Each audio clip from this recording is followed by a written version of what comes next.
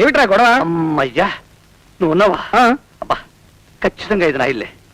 అవును, నా భార్య నీకు కూడా చెప్పకుండా వేరే చచ్చా అవే మాట్లాడరా, బుద్ధి లేకున్నాను. అదేరా, వేరే ఇంటికి షిఫ్ట్ చేసిందని అడుగుతా. లేదురా, మరి వీడియో పట్ల చుట్టకాడు. వాళ్ళు మీ బాబాయ్ చుట్టాలు ఈ ఊళ్ళో ఏదో పెళ్లికని వచ్చారట, మిమ్మల్ని కూడా చూసుకోవడానికి. ఇదేమిట్రా, ఏదో ఆదివారం సరదాగా ఉన్నామంటే మధ్యలో ఈ చుట్టల గాడి ఎవడరా అటాక్ ఇచ్చేస్తున్నాడు. నువ్వు పద, వాడిని బయట పంపించేస్తాను.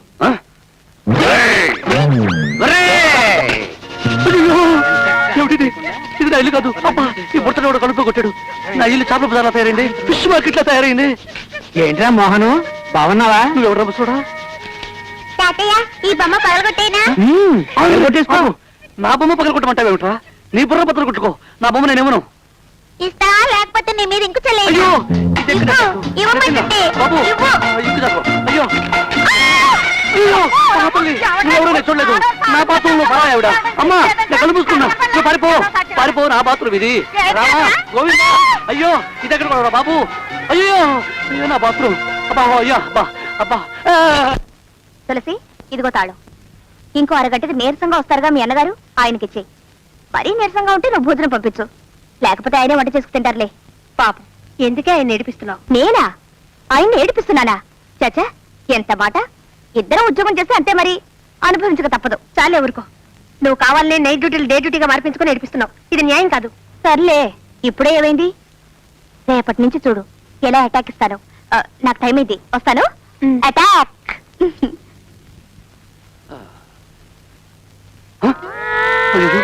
ఎంత పొగరు దీనికి, చెప్తా.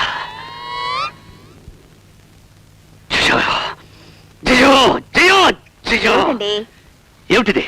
బ్రష్ అంత పొడవు ఉంటే అంత పొడవు పేస్ట్ చేస్తారా? ఎందుకు వేయకూడదు? ఇంతకు ముందు మీకు ఒక్కరికే ఉద్యోగం ఉండేది, అందుకే సగం పేస్ట్. ఇప్పుడు పూర్తిగా వేశాను. ఎందుకో తెలుసా? ఇప్పుడు నాకు ఉద్యోగం ఉందిగా.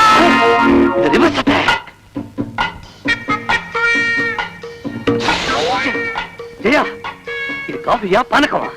ఇంత పుచ్చతారా? అవును, వేస్తే తప్పేమిటట? అప్పుడైతే పాపం మీకొక్కరికే ఉద్యోగం, ఇప్పుడు నాకు ఉద్యోగం ఉందిగా.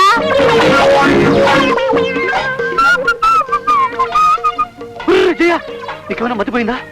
2 బారు సబ్బులు తీసుకుని ఇలా అరగదీస్తున్నావు. అవునండి, మనకేమిటి లోటు? అప్పుడైతే మీరొక్కరే ఉద్యోగం చేసుకునేవారు కాబట్టి చిన్న ముక్కతో నెలంతా గడిపేసుకోవాల్సి వచ్చేది. ఇప్పుడు అవసరం లేదుగా, ఎందుకంటే నాకు ఉద్యోగం ఉందిగా. తను వేంచేయు పదంబు పేర్కొనడు. ఆహా, ఏం చెప్పాడయ్యా మహానుభావుడు. తను వేంచేయు పదంబు పేర్కొనడు అనాథ స్త్రీ జనా. బాత్రూమ్ లో పావుంది నానా. ఉంటే ఉండేలా బుజ్జిముండ. అనాథ స్త్రీ జనాల.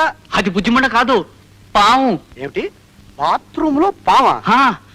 రాంగ్ అడ్రస్ వచ్చి ఉంటుందిరా, పక్కింటికి వెళ్ళమని చెప్పు. వెళ్ళి కొంచెం చెప్పవా? అబ్బా, ఏమిటో చెప్పాలి. పావు గారు, మా అబ్బాయిని మాత్రం కలవద్దు, నేను రికమెండ్ చేయమంటావు ఏమిటి? ఒరే, నేను చదువుకునేటప్పుడు మాత్రం నన్ను డిస్టర్బ్ చేయకు నువ్వు. గజేంద్ర మోక్షం తలా చదువుకుంది గానీ వెళ్ళి కొంచెం పంపించేవా? ఇదండి వరుస. చదువుతున్న బిఎస్సీ జువాలజీ, వెళుతుంది ఉద్యోగానికి, పావును బయటికి పంపిస్తున్నాడు దౌర్భాగ్యపదవా. వెళ్ళు. నేను తీయనుగా. బాత్రూమ్ లో పాము లేదు, పాడు లేదు. నే ఇంటర్వ్యూకి వెళ్ళొచ్చేదాకా నువ్వు బాత్రూమ్ లోనే పడుండు. బాయ్.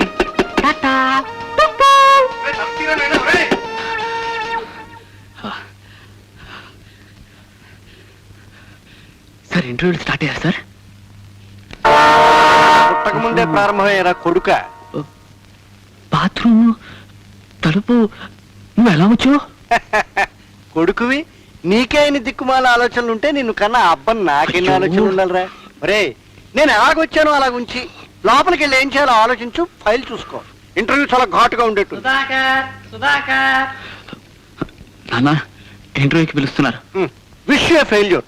వెళ్ళు. Wish you the same. Good morning sir. Good morning. నీ పేరు? సుధాకర్. ఎంత రోజు చదువుకున్నావు? బీఎస్సీ ఫస్ట్ క్లాస్ లో పాస్ అయ్యాను సార్. ఇదిగోండి సార్. గుడ్. మీ తండ్రి గారి పేరేంటి? వెంకట్రావు అండి. ప్రస్తుతం వారు ఏం చేస్తున్నారు? ఇదే ఇంటర్వ్యూలో తన ఛాన్స్ కోసం బయట వెయిట్ చేస్తున్నారండి.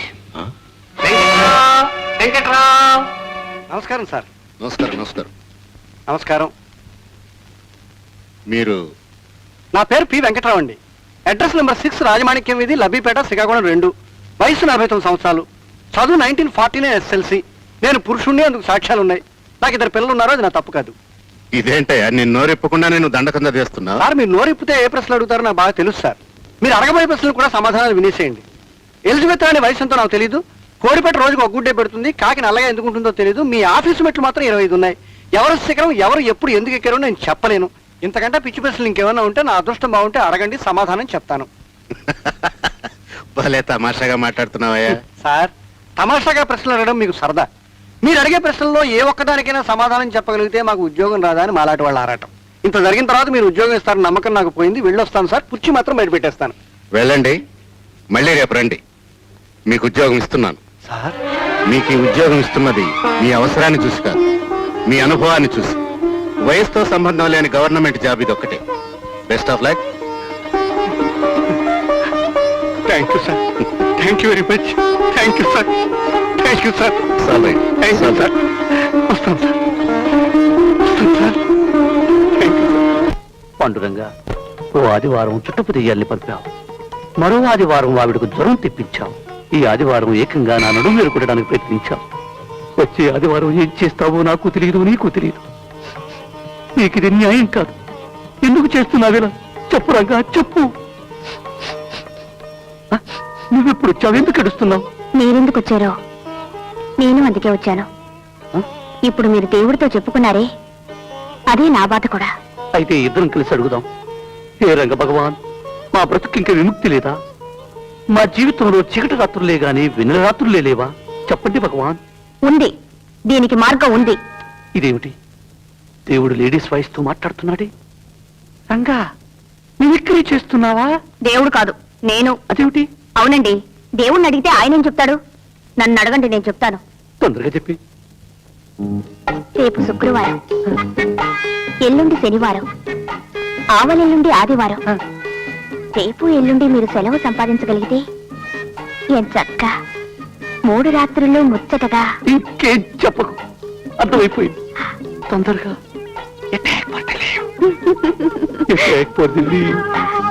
సార్, ఎవరు చెప్పు. మీరు నేతి బీరకాయల నూనె కారుతూ చాలా అందంగా ఉంటారు. ఉద్యోగంలో చేరి 6 ఏళ్ళైంది. ఈ నిజాన్ని ఇంత లేట్ గానే గుర్తించడం very bad. Sorry for the late sir. పర్లేదు, నేను అందగానే నాకు తెలుసు. కానీ ఈ రహస్యం ఇక్కడ పనిచేసి ఏ ఒక్కడైనా కనిపెడతాడేమో అని చూస్తున్నా. ఎవరు కనిపెట్టలా. చివరికి నువ్వు కనిపెట్టావు. Good, very good. పైకి వస్తావు. సార్, ఇంతకీ నేను ఎందుకు వచ్చానంటే, చెప్పేసుకో, బయలులేదు. ఏ మల్లెపూలపై ఓ మోరంతా? 3 ముప్పాలండి. మొత్తం బుట్టెడు పూలు ఎంతకిస్తావు? మొత్తం పూలే ఎందుకంటే నీకెందుకయ్యా, ముందు రేట్ చెప్పు. 10 రూపాయలు పిండండి. సరే, లోపల పెట్టు. ఏమిటి విచిత్రం? 3 పువ్వులు కొనమంటే మూతి పుడుచుకునేదానివి, బుట్టెడు పూలు ఎందుకు కొన్నావి? పట్టె మంచం మీద పరుచుకోవడానికి. ఏయ్, ఏమిటి నిజమా? అవునే, ఇన్నాళ్ళు ఆయన్ని కావాలనే ఏడిపించాను. పాపం, చాలా బాధ పెట్టాను. నన్ను ఉద్యోగం చేయమన్నారే తప్ప ఇంకా నన్నేం బాధ పెట్టారు? నన్నింత ప్రేమగా చూసుకునే భర్త దొరకడం నిజంగా నా అదృష్టం. అందుకే ఈరోజు చెప్పు. చెక్కేస్తోంది. చెప్తే గాని వదలను.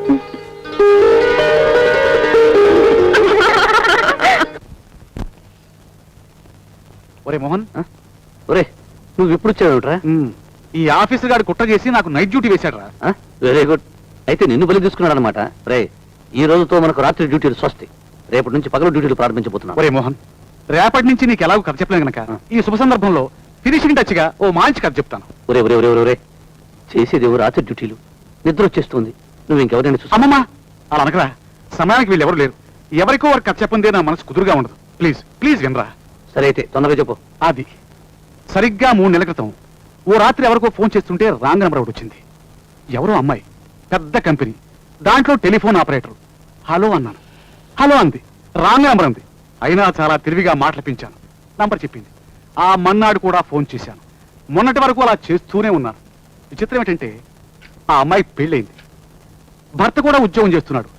అతని నైట్ డ్యూటీ, ఆ అమ్మాయి డే డ్యూటీ. అందువల్ల వాళ్ళిద్దరూ కలవడానికి కుదరడం లేదు. అదే అక్కడున్న వీక్ పాయింట్. చివరికి నిన్న రాత్రి చెప్పాను. Good night.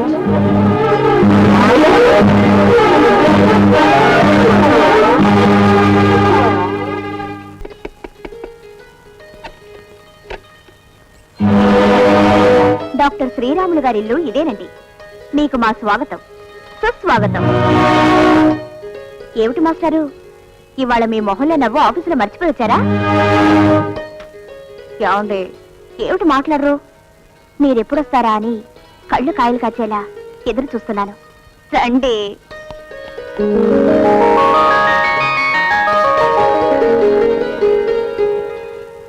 మీరు తొందరగా స్నానం చేసి భోజనం చేసేస్తే ఈ రాత్రంతా. అదేమిటండి అలా ఉన్నారు? ఏం లేదు జయ, నేను నీకు కథ చెప్తాను. బాగుందండి మీ వరుస. ఇంతకాలానికి మన కష్టాలు గట్టెక్కుతున్నాయని నేను ఆనందిస్తుంటే ఈ సమయంలో కథలో కాకరకాయలు ఎందుకండి? నేను విన్నో. జయ, ఈ కథను తప్పకుండా వినాలి. మా ఆఫీసులో సుందరమూర్తి అని ఓ అబ్బాయి ఉన్నాడు. ఉంటే ఉన్నాడండి, మనకెందుకు? జయ ప్లీజ్, నేను చెప్పేది జాగ్రత్తగా విను. నువ్వు మర్చిపోలేని చిత్రమైన కథ ఇది. మన తొలి రాత్రిని ఎప్పటికీ మర్చిపోకుండా ఉంచే గొప్ప కథ ఇది. సరే, మరీ ఇంత ఇదిగా చెప్తున్నారు కాబట్టి అవకాశం ఇచ్చేశాను, చెప్పేసుకోండి. ఆ సుందరమూర్తిది విచిత్రమైన స్వభావం. అతనికి ఇంకా పెళ్లి కాలేదు, చేసుకోడు కూడా.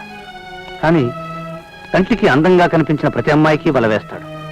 ఆ అమ్మాయితో నెమ్మదిగా పరిచయం చేసుకుని ఆ పరిచయాన్ని బాగా పెంచుకుని చివరకు ఆ అమ్మాయి శీలాన్ని దోచుకుంటాడు, నమ్మించి మోసం చేస్తాడు. పెద్ద వెధవలా ఉన్నాడే, వాడి కథ మనకెందుకు? ఏదో గొప్ప కథ అనుకున్నాను. పూర్తిగా వినుజయ, అప్పుడు తెలుస్తుంది అది ఎంత గొప్ప కథో. వాడికో విచిత్రమైన అలవాటు ఉంది. తను అనుభవించిన ప్రతి అమ్మాయి దగ్గర నుంచి ఆ అనుభవానికి చిహ్నంగా ఏదో ఒక వస్తువును దొంగతనంగా పట్టుకొచ్చేస్తూ ఉంటాడు. మర్నాడు మా ఆఫీసులో అందరినీ పిలిచి ఆసక్తికరంగా అందంగా ఆ అమ్మాయిని ఎలా బుట్టలో వేశాడో, ఎలా అనుభవించాడో అందరికీ వివరంగా చెప్పి చివరికి తను తీసుకొచ్చిన వస్తువును అందరికీ గర్వంగా గొప్పగా చూపిస్తాడు. దుర్మార్గుడు, అమ్మాయిని పాడు చేసింది కాకుండా 10 మందికి చెప్పి పరువు తెస్తాడా? ఇడియట్. అవును, అది వాడి అలవాటు. వాడు ఈ రోజు కూడా ఓ విచిత్రమైన కథ చెప్పాడు. అది చెప్పిన తరువాత ఓ వస్తువు చూపించాడు. అదేమిటో తెలుసా?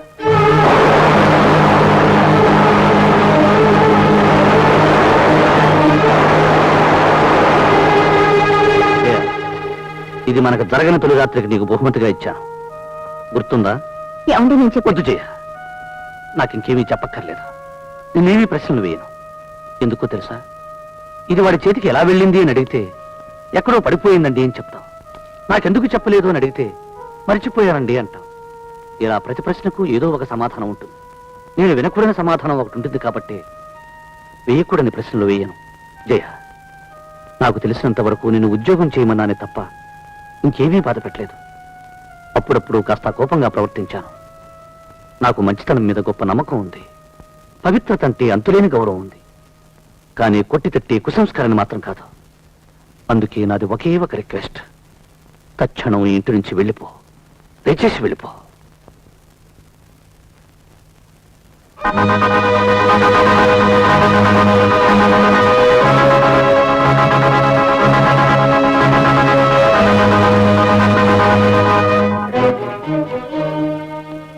జయ, నా మీద నీకేమన్నా సానుభూతి ఉంటే మన గురించి ఎవరికీ చెప్పొద్దు.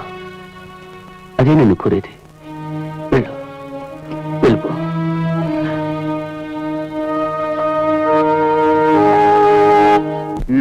నబో నా బిడ్డ నా కర్రీ ఎత్తుగొలుసులు ఏంటి గురుగారే, ఏంటంత హుషారే ఉన్నారు? ఈ రోజు నుంచి మన రూట్ మారిపోయిందిరా. మనం ఇప్పుడు వెళ్ళేది ప్రసాద్ కాదు, గాంధీ షాప్ కే. ఇదిగో నీకు మంచి పార్టీ ఇస్తాను పద. అయ్యి బాబు, లాటరీ అని కొట్టేసినారేంటి? లేదురా, అమ్మాయి మొగుడితో గొడవ పడి మన ఇంటికి వచ్చేసింది. అమ్మాయి ఉద్యోగం తాలూకు నెల జీతం మళ్ళీ మనకు తిరిగి వచ్చేస్తా ఉంది. ఎంత అమాకులండి గురుగారు, భలే మాట్లాడుతున్నారే. మొగుడు పెళ్ళాలన్న తర్వాత గొడవలు పడరా, చదువుకోరా. ఏదో బ్యాండీ కొట్టు మీ ఇంటికి వచ్చేసినట్టు మాట్లాడుతున్నారే. ఏయ్, నేనేం వెర్రేదని అనుకోకురా. మా అమ్మాయికి మొగుడితో కాపురం చేయదు. ఏ? ఇదిగో 2 పెద్దలు విస్కీ వేసానంటే 4 సీసాల ఐడియాలు వచ్చేస్తాయి మనకి. దాంతో శాశ్వతంగా మొగుడిని పెళ్ళాన్ని దూరంగా ఉంచే బ్రెయిన్ రామందే. ఏమిటి సార్, రమ్మని కబురు పెట్టారట? నీకోసం ఎదురు చూస్తున్నానయ్యా, దా కూర్చో. నీకు మంచి శుభార్త చెప్పాలయ్యా. మహానుభావ, నీకు నమస్కారం. అద్దె ఇవ్వడం 4 రోజులు ఆలస్యమైనంత మాత్రాన ఇలా శుభవార్తలు చెప్పి ప్రాణాలు తీయడం ఏం బాలేదు. కంగారు పడకయ్యా, ఇది నువ్వు రోజు వినే శుభవార్త కాదు, అసలు శిశువైన శుభవార్త. నీకు మాట ఇస్తున్నానయ్యా, ఏమిటి సార్? ఇక నుంచి నేను బతుకున్నంత కాలం నువ్వు అద్దె ఇవ్వక్కర్లేదయ్యా. ఇదే విచిత్రం సార్. నాకు ఉద్యోగం వచ్చిందన్న నమ్మగలను కానీ ఇది మాత్రం నమ్మలేను సార్. నమ్మాలి, నమ్మక తప్పదు. నువ్వు నమ్మలేని చాలా గొప్ప నిజం చెప్పబోతున్నాను. నేను చాలా త్వరగా అచ్చర కాలంలో పైకి వెళ్ళిపోతున్నాను. పైకా? అర్థం కాలేదా? ప్రమోషన్ అయ్యా.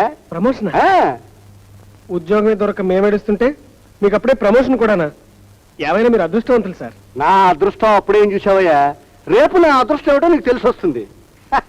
అదేమిటి? మనిషి 20 ఏళ్ళు పనిచేయచ్చు, 30 ఏళ్ళు పనిచేయచ్చు, 40 ఏళ్ళు పనిచేయచ్చు, కానీ నాకు వచ్చిన ప్రమోషన్ నాడు ప్రమోషన్ చస్తే ఎవరికి రాదయ్యా. అదేమిటి సార్? అంతేకాదయ్యా, మరో గొప్ప శుభవార్త కూడా విను. నా ప్రమోషన్ తో పాటే మా సుధాగారికి ఉద్యోగం కూడా రాబోతోంది. సార్, ఇన్నాళ్ళకి నిజమైన శుభవార్త చెప్పారు సార్. నేను ఇప్పుడు ఎందుకు పిలిపించానంటే, మా వాడు ఎక్కడ ఉన్నారో ఒకసారి వెతికి తీసుకురా. బాలేవారు సార్, మీ వాడిని ఎక్కడైనా వెతకను, నా వల్ల కాదు. అదేమిటయ్యా, సాటి నిరుద్యోగి ఆ మాత్రం తెలీదా? LIC దగ్గర నుంచి సింసన్ దాకా నో వేకెన్సీ బోర్డు ఎక్కడ ఉంటే దాన్ని పట్టుకు వేలాడుతూ ఉంటాడు. వెళ్ళిదా? కరెక్ట్ సార్, వస్తాను సార్. ఆగాడు. 1949లో కలకత్తాలో బిఎన్ రైల్వేలో పనిచేసే రోజుల్లోనయ్యా, ఆ పేమెంట్ మీద నడుస్తూ బరంపురం కారాకిళ్ళి వేసుకుని డక్కన్ ఫీరట్ కలుస్తూ నడుస్తూ ఉంటేనయ్యా, స్వర్గానికి బెత్తడి దూరంలో ఉన్నట్టు ఉండేదయ్యా. నువ్వు పని చేయి, వీచోరికి వెళ్ళి నేను చెప్పానని చెప్పి కిళ్ళి సిగరెట్ పంపించే, నువ్వు వెళ్ళిపో. చూస్తుంటే మీరు 20 ఏళ్ళు చిన్నవాళ్ళు అయినట్టున్నారు. నువ్వు వచ్చేసరికి 100 ఏళ్ళు పెద్దవాడినై ఉంటానయ్యా. వెళ్ళొచ్చేయి. వస్తాను సార్. ఏమిటి ఆయన నాకు ఉద్యోగం ఇప్పించడం, అది నువ్వు నమ్మడం, అసలు నీకేమైనా బుద్ధి ఉందా? అదేమిట్రా, ఆయన మాత్రం అబద్ధం ఎందుకు చెప్తాడు? విషయం కనుక్కున్నాం పదా రా.